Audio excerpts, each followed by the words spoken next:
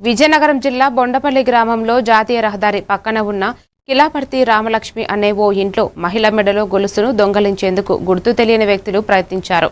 మహిళ మెడలో ఉన్న గొలుసును చోరీ చేసేందుకు వ్యక్తి ప్రయత్నించగా దొంగ తనని పాల్పడిన వ్యక్తిపై విరోచితంగా మహిళ పోరాడింది. ఈ ఘటనలో మహిళ తలకు తీవ్ర గాయాలు అయ్యాయి. కేసు నమోదు చేసి దర్యాప్తు చేస్తున్నారు బొండపల్లి ఎస్ఐ మహేష్.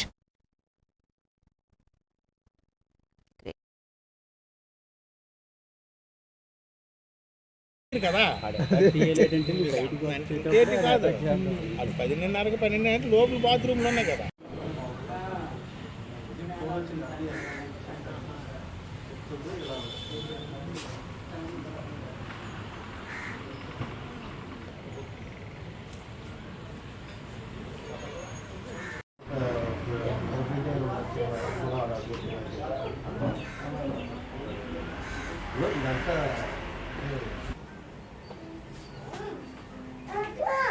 వెక్కి చేశారు అంటున్నారు.